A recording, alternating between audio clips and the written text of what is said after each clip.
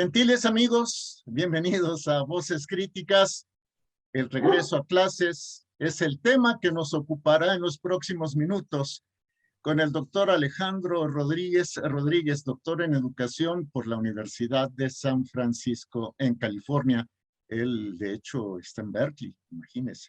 Bueno, saludo con el afecto y el gusto de siempre, antes de ir con nuestro invitado, a la doctora Laura Flores Reyes. Doctora, ¿cómo estás? Buenos días, saludos a los amigos de la audiencia y encantada de este conversatorio. Muchas gracias a Shulil Díaz Esquivel. Hola, Shul. Hola, un saludo a todos. ¿Qué Gracias. Y Ángel Almaguer. Ángel. De nuevo aquí con ustedes, un placer enorme acompañarlos en este momento.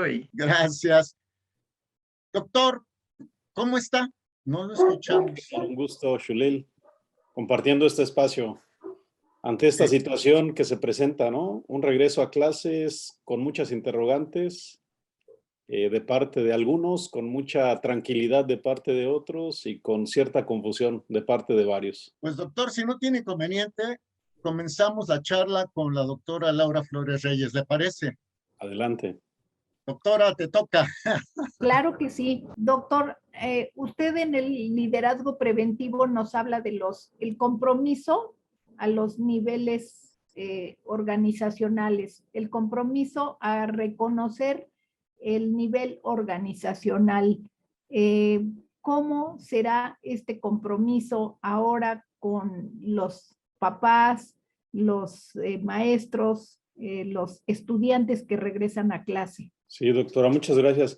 Doctora, hay dos datos interesantes que debemos de considerar en este regreso a clases, ya independiente a protocolos de salud que ya están marcados para bien o para mal, ya independiente a lo que platicamos sobre tiempos políticos, sobre cuidado de los ciudadanos.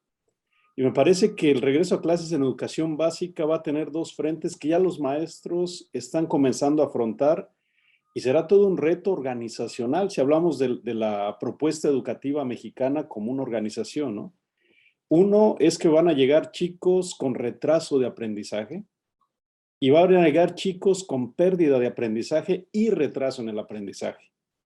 Y lo que ya estamos viendo en todos los niveles educativos en casi todo el continente, una pérdida de matrícula en públicas y en federales que en algunas instituciones roza en el 20, el 30%, comparado con el año pasado. Es lo que hay en tendencia.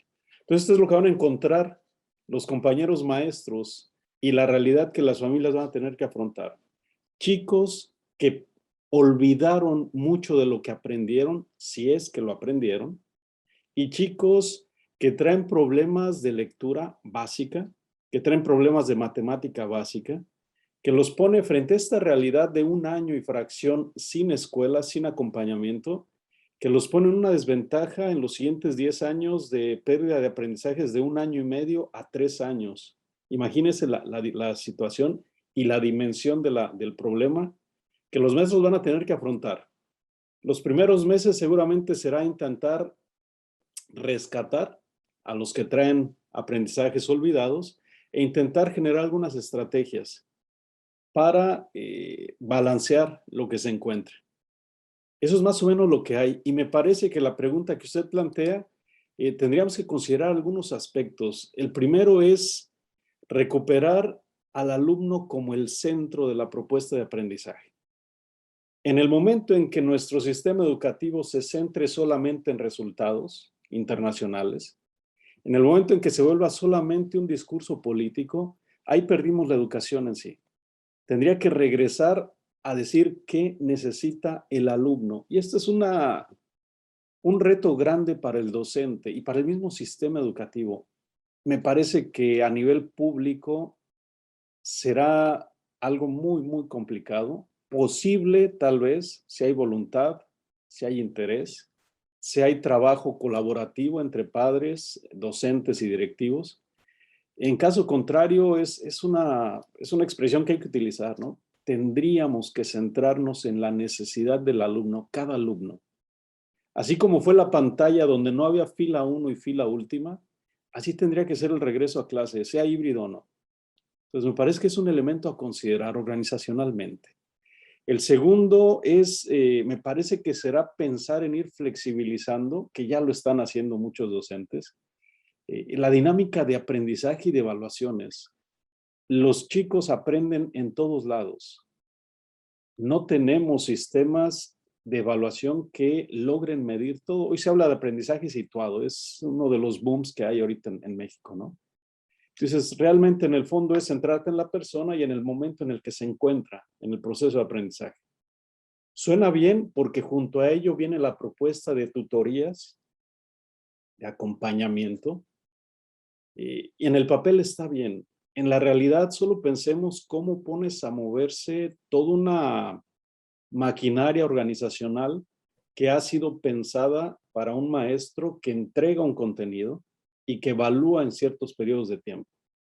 A irlo cambiando, a decir qué necesita el alumno y cómo voy acompañando, cómo voy siendo su mentor, su tutor a lo largo de. En educación superior es más entendible. Pensemos en procesos de titulación, pensemos en seminarios. Ahí es un poco la idea.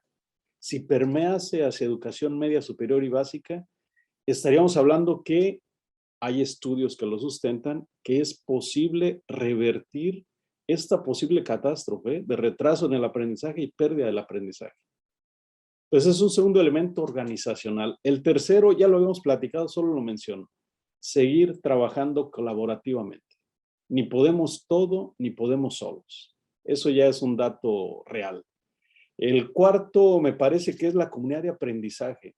Les decía yo que si logramos involucrarnos, y parece que por ahí va una propuesta, el límite es que ahorita me parece que algunas políticas educativas en México buscan la colaboración solo para protocolos de ingreso, de detección y de encauzamiento de casos de algún tipo de contaminación, pero en el fondo es decir, ¿cómo involucro a esta comunidad de padres, directivos, docentes en un proceso de enseñanza, aprendizaje real? El otro que me parece importante, y habíamos platicado en algún momento, también lo menciono, es fortalecer las redes, el networking. Ya nos dimos cuenta que somos una sociedad que no podemos estar aislados. Bueno, podemos, no deberíamos estar aislados. Si algo me afecta a mí, va a afectar a los demás. Si no me cuido yo, pongo en riesgo a los otros.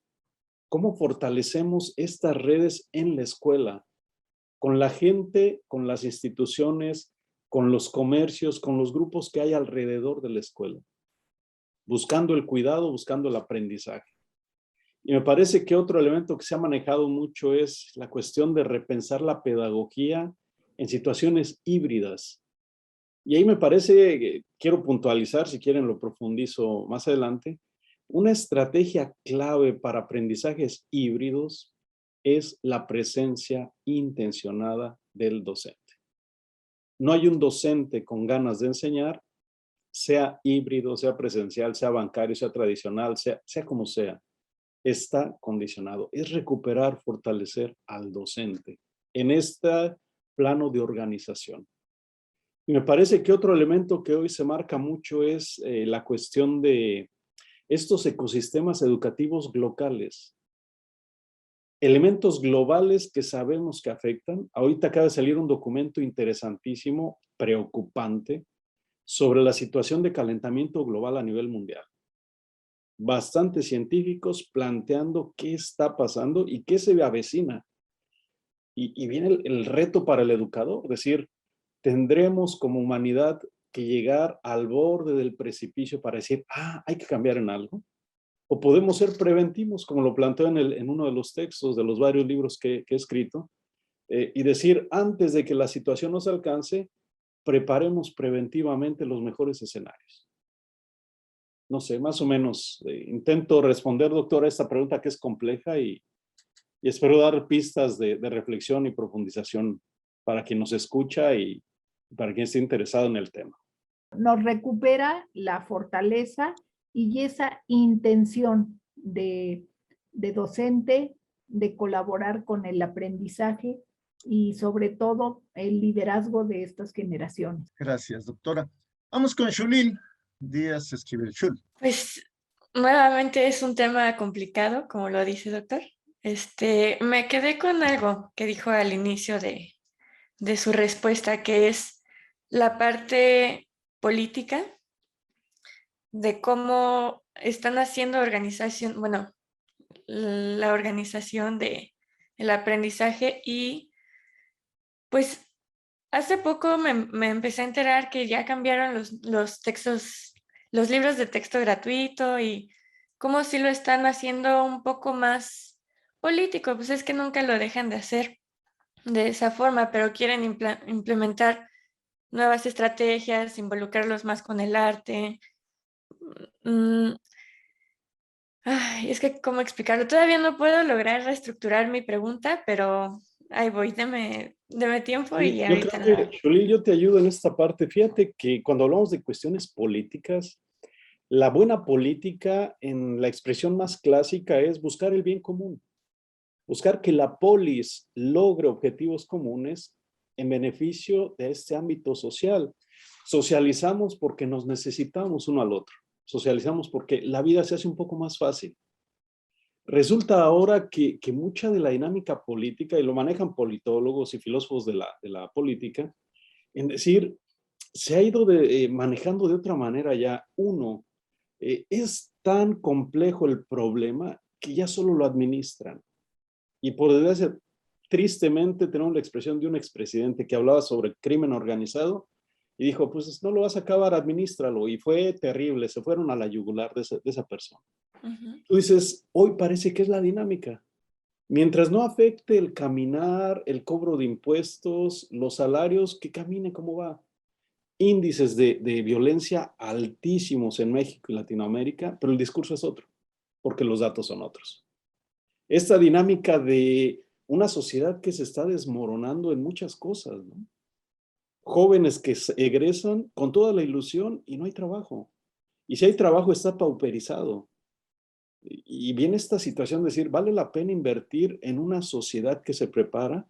¿O preferimos tener gente muy joven que se integra a las filas del trabajo formal o informal, en el mejor de los casos, si no se involucran en cuestión de crimen organizado? Ujú. Y tú dices, ¿dónde queda? Y parece que está resuelto porque no hay una reacción social. Estamos desgastados. El siguiente elemento que me parece que han jugado es lo que algunos autores llaman la terapia de shock. Hemos tenido ya tanta agresión psicológica, tanta violencia que ya una más no nos dice nada. Si hace 2 o 3 años decíamos, wow, tantos muertos, tanto desapareció, hoy dices, bueno, fueron menos que ayer. Ah, caray, ahora fue. Tú dices, es otro elemento de cansancio que me parece que se ha sabido administrar bien. Administro los recursos, que es otro elemento más, ¿no? Juego con la pobreza. La política tendría que buscar solventar eso. Los discursos de equidad, de igualdad, chocan con la realidad.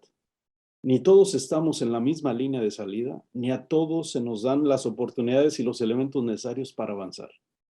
Pensemos solo en el ámbito educativo. Lanzamos a nuestros alumnos en el básica a que tomen clases en internet, tomen clases por televisión, suponiendo que en todos los hogares hay televisión, suponiendo que en todos los pueblos de México hay luz eléctrica. Son estas cosas que tú dices, por desgracia, no solo en México, en varias partes del mundo, tenemos políticos que no hacen política, no buscan el bien común. Tenemos políticos que lanzan discursos que justifican su incompetencia o su colusión o su no interés por cuestiones éticas y una ética social. Y todo esto genera quizá lo que quieres poner en tu pregunta, ¿no? Es decir, ¿cómo le hacemos? Uno, para formar al futuro ciudadano en actitud crítica. Y otra, lo que alguna vez dije en un conversatorio, Shuley, la educación es un derecho, no tendría que ser un privilegio. Pero estamos tan cansados que ya nadie levanta la mano. Oye, el dato, tienes docentes vacunados con una vacuna que no garantiza variantes frente a lo que estamos viviendo y ya los lanzas a estar frente a grupo. Pero está el otro factor, ¿no? Lo que ahorita están manejando muchos gobiernos considerados populistas, ¿no? te controlo por medio de los impuestos, por el miedo, por la represión, por la agresión. Entonces, híjole, complicado el escenario en México. Complicado el escenario para los compañeros docentes que quieren trabajar, que tienen la vocación docente. Complicado porque parece esto, ¿no? Estamos ya cansados, hastiados, ya parece que no hay una reacción, ¿no? Ante todo lo que está pasando. Y lo último, ¿no? Nos hemos ido acostumbrando a que la educación de calidad es un discurso, en el mejor de los casos, es un privilegio si lo puedes pagar y acceder a ello. Y en el último de los elementos, la persona que no está contemplada en esta educación de calidad porque no se le da educación de calidad es el grueso del docente. Entonces, toda una situación compleja, ¿no? Sí, claro. Complicada me parece.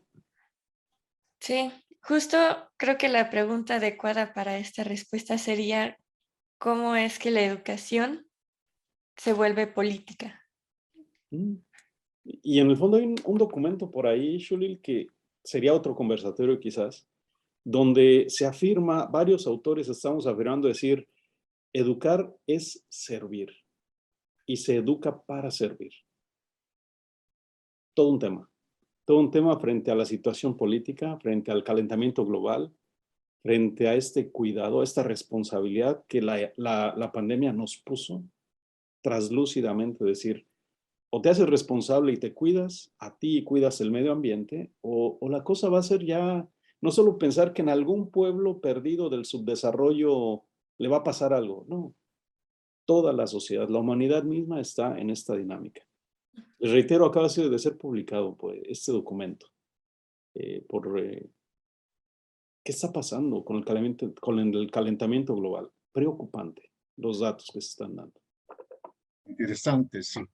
Cerramos este conversatorio con Ángel Almaguer. Ángel. Esto me llamó la atención en cuanto a, yo presento estos datos mientras en realidad están pasando otros. Tal vez aquella frase desde hace muchos años, yo tengo otros datos, o yo lo veo de diferente manera y mi manera es la correcta. Justo es eso, ¿cómo se lograría reconocer con una crítica verdadera un bien común sin tomarlo todo a general?